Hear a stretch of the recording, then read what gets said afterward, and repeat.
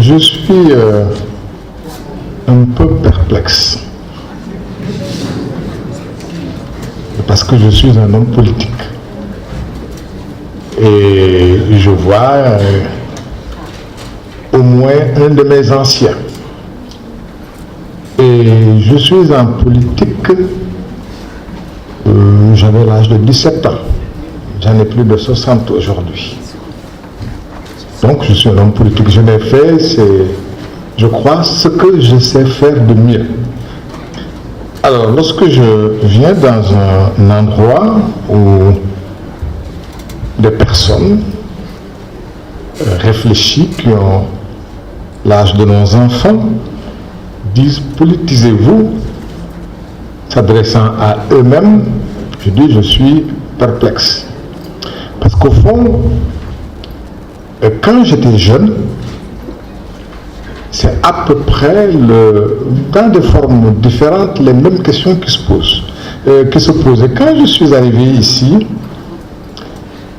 en vous écoutant parler, j'ai téléchargé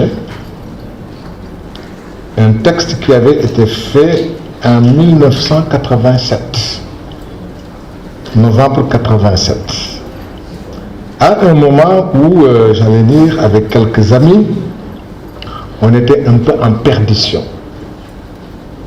Et étant en perdition, nous nous sommes posés à peu près les mêmes questions que vous vous êtes posées aujourd'hui. Lorsque je lis à la page 11 un titre, face à une faillite du politique, quelle réponse politique?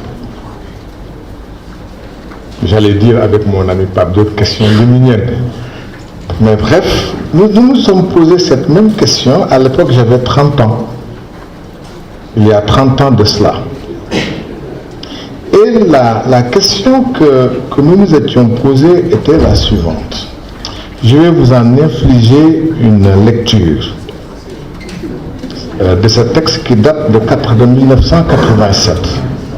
Dans le champ politique, les schémas dominants marginalisent et excluent un important stock d'intellectuels, de cadres, de créateurs qui pourtant assurent des fonctions de reproduction organique et idéologique.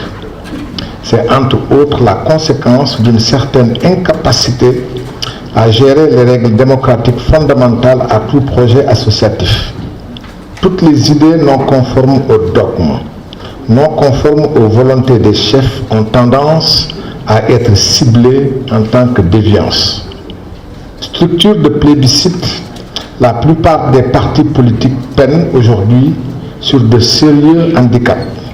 Malgré leurs efforts, ils parviennent de moins en moins à impulser et à organiser le débat intellectuel. La vie politique s'appauvrit. Je termine. Ces trois phénomènes combinés, crise idéologique, crise politique, recentrage des comportements psychologiques sur fond de crise économique, ont vidé de leur fertilisant les champs traditionnels d'intervention et d'expression. Ce sont les questionnements qui étaient les nôtres il y a 30 ans. On avait votre âge. Et je dois avouer que 30 ans après, lorsque je viens et je vous vois poser exactement les mêmes questions, je dis qu'il faut quand même qu'on s'arrête un peu et qu'on réfléchisse. Parce que nous ne pouvons pas, comme une roue qui tourne, poser les mêmes questions. Et vous avez cité mon frère Moustapha Agnès. Il était jeune, et quand il était jeune, il posait exactement les mêmes questions. Cheikh Anta, j'ai le bonheur avec mon ami Pape Diop d'avoir milité dans son parti, d'avoir été encadré par lui. Quand il était jeune, lorsqu'ils étaient à Paris, il posait exactement les mêmes questions. Alors, ça ne peut pas être un éternel recommencement. Et on se pose les mêmes questions, on conteste ceux qui sont devant, 20 ans après, on est sur la même position. Donc franchement, je ne sais pas, je réfléchis à haute voix. Il y a 30 ans, j'étais en déperdition, en perdition. 30 ans plus tard, je suis toujours en perdition. Et je vous retrouve sur mon chemin. vous n'avez pas encore commencé la vie que vous êtes déjà perdu.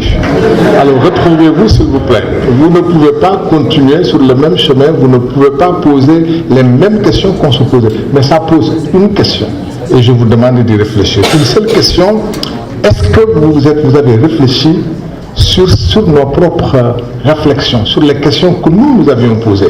Parce que si vous n'avez pas réfléchi sur ces questions, vous reposez les mêmes problèmes. Mais si vous avez réfléchi sur ces questions, peut-être vous les poserez autrement. Donc, c'est tout ce que je voulais dire et je vous demande de réfléchir avec nous. Merci.